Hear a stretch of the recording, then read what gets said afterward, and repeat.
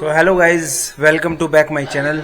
सो आज हमारे साथ हमारे एक दोस्त जुड़े हुए हैं जिनका नाम है, आपका नाम? प्रवीण कुमार जी। सो फाइनली आपको पता चल गया होगा, हम हिमाचल प्रदेश कांगड़ा देवी का जो मंदिर है उनके पास में ही इनका एक होटल है, वहीं पे हम स्टे कर रहे हैं। आज हम आपके सामने एक प्रॉपर्टी से रिलेटेड ही एक वीडियो लेके आए हैं। सो आज हम जानेंगे कि हिमाचल में प्रॉपर्टीज का क्या प्रोसेस होता है, मतलब कैसे लोग इसको परचेज कर सकते हैं यहाँ पे, अगर या नहीं कर पाएंगे। सो हमें प्रवीण जी बताएंगे। तो प्रवीण जी, आप बताइए यहाँ पे मतलब सबसे पहले प्रॉपर्टीज का क्या सीन है।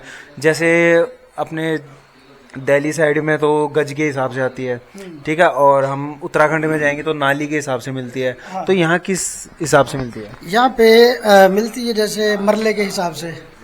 मरला बोले तो मरले मतलब मरला होता है एक करनाल। जो एक करनाल होती है उसमें 20 मरले होते हैं।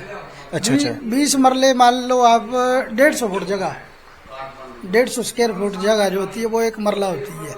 तो उसकी एक करनाल होती है। यहाँ पे मैक्सिमम जो वो करनाल के हिसाब से ही जमीनें बिकती है। हाँ जी। तो यहाँ बेसिकली मतलब क्या रेट चल रही है जमीन? यहाँ पे जैसे मरले के हिसाब से तो है 1 लाख रुपया मरला, अगर किसी गांव में लेनी हो तो। अगर मेन रोड पे लेनी है तो 3-4 लाख रुपया मरला, मतलब उस हिसाब से चलेंगे तो 50-60 लाख रुपया की एक करनाल पड़ेगी। वो एक करनाल लगभग पड़ती है कोई 20 बाई 20 मीटर की जगह। अच्छा। जो जो है वो एक करनाल की होती है। और मरला मैंने आपको बता ही दिया कि 150 फीट स्क्वायर फीट का एक मरला होता है। हाँ जी। तो ये इसमें मतलब अपनी जो चामुंडा देवी की लोकेशन, इसी लोकेशन की बात कर रहे हो आप? हाँ, इसी यही मतलब आप यहाँ पे नियरेस्ट पॉपुलर स्थल एक पालमपुर है और नियर धर्मशाला है। तो अगर इन दोनों का मतलब जो ये सेंटर पॉइंट डिस्टेंस बराबर है, यहाँ पे भी यही रेट रहेगा। और जो पालमपुर है धर्मशाला, वहीं पे भी यही रेट रहेगा। जैसे पालमपुर सिटी और धर्मशाला सिटी के अंदर थोड़ा 1-2 लाख का फर्क पड़ जाता है, जैसे 5-6 लाख रुपया मरला बन जाता है वहाँ पे। अच्छा। तो यहाँ पे जैसे आउटसाइडर लोग होते हैं, क्या वो यहाँ पे जमीन ले सकते हैं? आउटसाइडर के लिए तो सरकार ने बैन रखा हुआ है। जैसे बाहरी प्रदेशों से कोई भी लोग आते हैं तो उनके लिए यहाँ पे बंद किया हुआ है। उनको मतलब एक धारा 118 उसके तहत जो वो जमीन यहाँ पे परचेज नहीं कर पाते हैं। और जैसे किसी ने अगर ज़मीन लेनी भी है, कोई यहाँ पे मतलब उसका यूज़ करना चाहता है, कोई घर बनाना चाहता है, तो यहाँ के किसी लोकल को जैसे लोकल के नाम पे ज़मीन खरीद के वो ले सकता है। क्या बोलते हैं उसको? गिफ्ट के तौर पे? नहीं, गिफ्ट के तौर पे नहीं ले सकता है, पर उसकी क्या होती है, पावर ऑफ अटॉर्नी ले सकता है। पावर ऑफ अटॉर्नी पे वो घर भी बना सकता है, जब तक चाहे रह सकता है। उसमें जिसके नाम पे जमीन होगी उसका कोई दखल नहीं होगा, वो अपना घर वगैरह बना सकता है, रह सकता है। अच्छा, मतलब जब तक वो मतलब जमीन लेके रहना चाहे रह सकता है, लेकिन उसके नाम नहीं हो सकती हो कभी। वैसे पावर ऑफ अटॉर्नी में तो फिर धोखेबाजी भी हो सकती है। नहीं, पावर ऑफ अटॉर्नी में ऐसा है नहीं कोई प्रावधान, क्योंकि जब आपको पूरी पावर ऑफ अटॉर्नी दे दी तो जिसके नाम पे ज़मीन है उसका कोई हस्तक्षेप नहीं रह जाता। जैसे मान लीजिए बिजली के बिल है, पानी के बिल है, जो घर की मतलब एक और रजिस्ट्रेशन होती है वो आपके नाम से होगी। उसमें जो आपका पावर ऑफ अटॉर्नी का जो कागज है वो लगेगा वहाँ। अच्छा। हाँ। सो हिमाचल जो है भारत के सबसे खूबसूरत राज्यों में से एक राज्य है, जिसकी खूबसूरती की पूरी इंडिया में ही चर्चे हैं। तो क्या अगर किसी का सपना है कि हिमाचल में आके अपना घर लेना या फिर होम स्टे बनाना या फिर अपना होटल बनाना, क्या वो सपना पूरा कर सकता है? नहीं, वो कर सकता है, पर वो ही उसके लिए प्रोसेस रहेगी। पावर ऑफ अटॉर्नी का एक वो है, और एक सरकार ने 1-2 वो बनाए हुए, जैसे एक हिमुंडा करके एक उनका एक गवर्नमेंट का या गवर्नमेंट लीज पे देती है जमीन। तो उसमें मतलब प्रावधान है कि बाहर के राज्य का कोई व्यक्ति हिमुंडा के तहत जो प्लॉट वगैरह सेल होते हैं वहाँ पे वो लीज पे ले सकता है। फिर जैसे भी लीज, जैसे मान लिया 49 साल की लीज है तो फिर आगे वो फिर रिन्यू हो जाती है, तो वैसे ले सकता है। अच्छा, मतलब लीज पे मिल सकती है। हाँ। ओके। तो जैसे कि अभी आपने बताया कि लीज पे ले सकता है, ठीक है, अगर मान लो मैं हूँ, मैंने यहाँ पे जमीन लीज पे ले ली, लीज पे लेने के बाद क्या मैं वहाँ पे होम स्टे बना सकता हूँ या फिर कोई होटल, कोई मतलब गवर्नमेंट को कोई उसमें ऑब्जेक्शन? नहीं, वो तो नहीं होगा, आपकी लीज फिर न्यू हो जाएगी, पर आप हर स्थान पे जमीन नहीं ले सकते हैं, क्योंकि लोग तो आपको लीज पे देंगे नहीं, उसके लिए कोई प्रावधान है नहीं लोगों के, वो सरकार के द्वारा रखा गया प्रावधान, तो वहाँ पे आप बना सकते हैं। पर जहाँ पे गवर्नमेंट ने ज़मीनें रखी हुई हैं वो एक रिहायशी इलाके हैं, अगर वहाँ पे आप कोई कमर्शियल बिजनेस कुछ भी करना चाहें तो हो सकता है वहाँ पे कामयाब ना हो। हाँ, ये है कि आप रिहाइश कर सकते हैं। कोई नंबर ऑफ क्वांटिटी जमीन की, मतलब अगर बाहर का आउट ऑफ स्टेट का जो बंदा है वो एक प्रॉपर्टी ले सकता है, 2 प्रॉपर्टी ले सकता है, ऐसा कुछ नहीं, जो जैसे लिमिटेशन लगाई हुई है सरकार ने कुछ? सरकार ने कुछ एक डिपार्टमेंट बना के रखे हैं, जैसे हिमुंडा हो गया, फिर हिम का कोई और है एक, तो उसमें आप ले सकते हैं। जैसे उनका एक निर्धारित होता है कि जी 1 कनाल का प्लॉट है, उस हिसाब से आप 3-4 प्लॉट ले सकते हैं। अच्छा, 3-4 प्लॉट ले सकते हैं, तो ऐसा मतलब यहाँ कुछ हो सी नहीं, ऐसा नहीं है, ये है कि वो गवर्नमेंट के जो रूल है वो फॉलो करना पड़ेंगे, मिल जाएगी, लीज पे मिलेगी। मतलब जैसे आप पर्सनली लोगों से लेना चाहते हैं तो उसके लिए तो फिर वो पावर ऑफ अटॉर्नी वाला ही है। मतलब कहने का मतलब ये है, आप लोग जमीन ले तो सकते हो लेकिन बहुत ही मतलब काफी आपको मुशक्कत करनी पड़ेगी, काफी चीजें फेस करनी पड़ेगी, उसके बाद ही आपको मिल सकती है।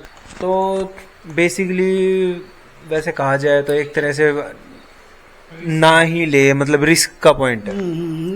रिस्क नहीं होता तो यहाँ पे तो हिमाचली कम होने थे और बाहर के लोग ज्यादा होने थे। ये तो है। और हिमाचल में भी कोई कुछ एक ऐसे डिस्ट्रिक्ट है वहाँ पे अनदर डिस्ट्रिक्ट के लोग जमीन नहीं खरीद सकते हैं, तभी कुल्लू मनाली में जो है वहाँ पे अनदर डिस्ट्रिक्ट के लोग जमीन नहीं खरीद सकते। तभी तो मतलब पूरे इंडिया में हिमाचल जो है सबसे कम पॉल्यूशन में दूसरे नंबर पे आता है। हाँ जी, हाँ, और पॉपुलेशन में कम है, यहाँ की 70 लाख तो टोटल पॉपुलेशन है हिमाचल की,